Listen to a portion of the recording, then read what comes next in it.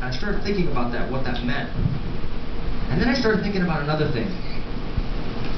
You know how there's that one song that you listen to that gets you through everything? There's that one song you have where you're like, man, my mom yelled at me today, or my dad won't buy me Warped Tour tickets, or man, that dude on the message board said I was ugly, or man, my friend won't call me back, I got bad grades, I got an internal suspension, I got all these problems, man, I need that one song to get me through this, because there's that one song that you believe in, and you listen to, and you go home and you sing with all of your heart when you're driving in the car, you're driving down the expressway, you're looking on the left and the right, making sure nobody's around you, and you're like, la la la, singing into your microphone, because you believe in that song, and that song believes in you.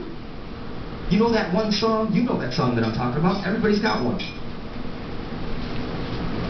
You know when that band comes to town, they come to New York and you're like, man, I can't wait to go see my band because I'm going to elbow my way all the way up to the barricade. I don't care who's around me. And I'm going to get my way up there and I'm going to look at that singer and he's going to be playing the guitar and he's going to be singing that song and he's going to look at me and I'm going to look at him and we're going to have a moment.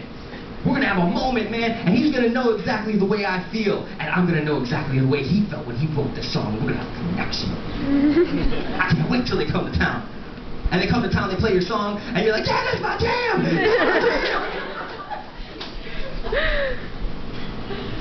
And then the night's over and you go home. And you ever thought about this? Do you ever think that maybe do those words still mean the same to that band that was on the stage?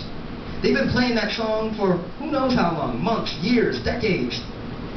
For all you know, that might be track 4 on that set list. How many times have you gone to see that same band and they play the same set list and they say the same jokes in between their songs? And you're like, yo man, that joke was funny when we were in New York, we went to go see Jersey and they told the same stupid joke. And you're like, man, that bums me out, I thought that was for us. And then you start thinking, man, I wonder if those words mean the same to them. Do those songs that they sing, that my jam, that means so much to me, that I sing along with so passionately, does it still mean the same to them? Or is it still track 4 to them? And I don't know. You know, I don't know these bands. I don't know. Maybe it is, maybe it isn't. All I know is that this is what I do for a living, and these are my tracks, and this is my set list. And I go from town to town, and I tell these stories, and I read these stories. And that first story is called We Are the Dirt Poets. And I started reading it, and reading it, and I read it. And yeah, when I start to read it, it is just track 4. But by the time I get to the end, I remember the passion with why I wrote these words, with why I sing these words. And that's the genius of what I get to do. Because here's the thing, you guys just think that it's me up here entertaining you, but it's not. You guys got it all wrong. You guys are all my little therapists. And that's what I figured out on this tour.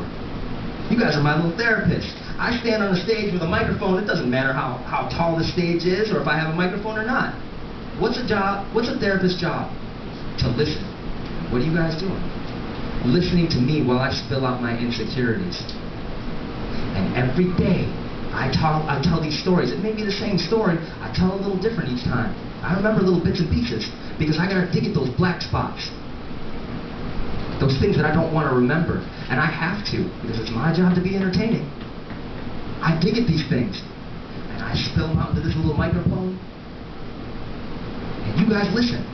And when I go home, when I drive in that car and I drive to the next town, I decompress and I don't talk. I try not to. Although my girlfriend tries to make me. And I think about that. When I leave here, it's not like I'm like, yo man, I'm a millionaire! And I go off and I get drunk and buy hookers. It doesn't happen like that. I leave here and I think about what I got out of that night. What did I get to spill and I learned more about myself. That's an awesome feeling. It's an amazing feeling.